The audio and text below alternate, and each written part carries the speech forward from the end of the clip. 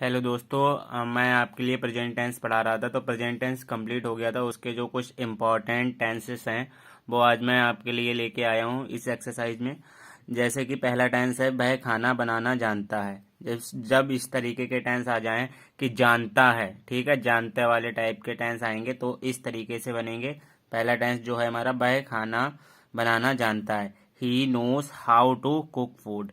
ही knows आ जाएगा सिर्फ, ठीक है, ही नोस। और हाउ टू कुक फूड, अगर आप कुक फूड लगा देंगे, हाउ टू नहीं लगाएंगे तो रॉन्ग हो जाएगा, ठीक है। इसी तरीके से यही रूल है, इसी तरीके से बनेगा। अगर आ जाए वह खाना बनाना जानता है, he knows how to cook food. अब नोस क्यों लगाए? क्योंकि आप जानते हैं प्रेजेंट इंडेफिनिट टेंस में जो सिंगुलर सब्जेक्ट होता है उसके साथ यस या यस लगता है। तो वो सब चीजें आपको पता होंगी, ये मैं आप मान के चल रहा हूँ, ठीक है।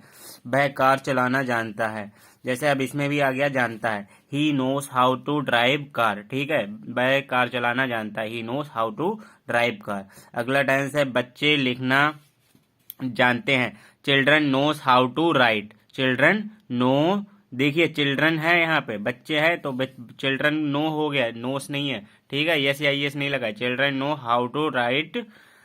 चिल्ड्रन लिखना जानते हैं, बच्चे लिखना जानते हैं, ठीक है।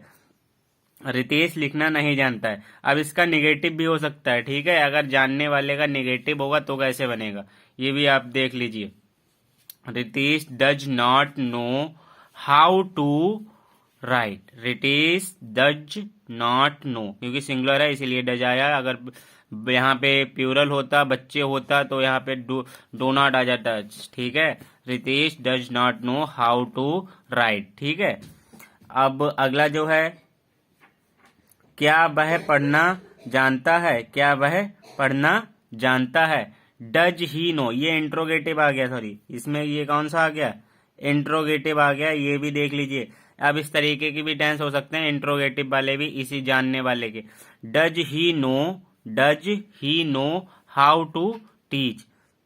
क्या वह पढ़ाना, सॉरी, क्या वह पढ़ाना जानता है? क्या वह पढ़ाना जानता है? Does he know how to teach. Does he know how to teach, ये अगला टेंस हो गया।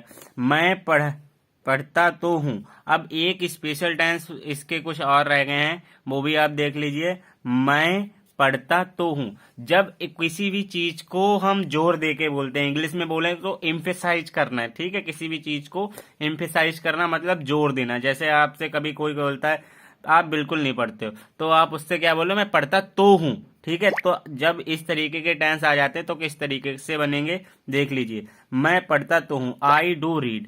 सिंगुलर सब्जेक्ट होगा तो डू लगेगा, सिंगुलर सब्जेक्ट होगा तो डज लगेगा, अगर प्लूरल सब्जेक्ट होगा तो डू लगेगा, ठीक है।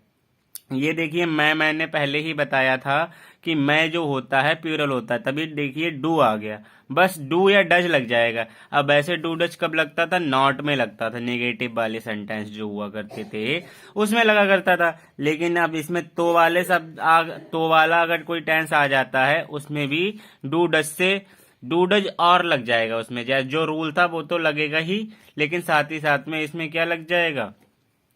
डू डच लग जाएगा, ठीक है। मैं पढ़ता तो हूं, I do read. I do read, मैं पढ़ता तो हूं। मैं सोता तो हूं, I do sleep. I do sleep. अब जैसे यहाँ पे बच्चा सोता तो चिल्ड्रन, तो यहाँ पे बच्चा सोता तो चाइल्ड डज स्लीप हो जाता, चाइल्ड डज स्लीप, ठीक है। वह खेलता तो, देखिए अगला वाला है सिंगुलर वाला, सिंगुलर सब्जेक्ट वाला। वह खेलता तो है, वह खेलता तो है, तो he does play. He does play. मैं ये मान के चल रहा हूं आप लोगों को पुराने वाले रूल्स आते हैं, ठीक है। अब एक टेंस अगर इस तरीके के आ जाए, वर्षा होती है, नेचुरल इवेंट जिनको बोल सकते हैं हम। अब जैसे वर्षा जब होती है, किसी के हाथ में थोड़ी ना होती है, अपने आप होती है नेचुरली। तो इस तरीके के जो होते हैं वो इट से बनते हैं। वर्षा होती है कैसे बनेगा? It rains. Okay, thank you.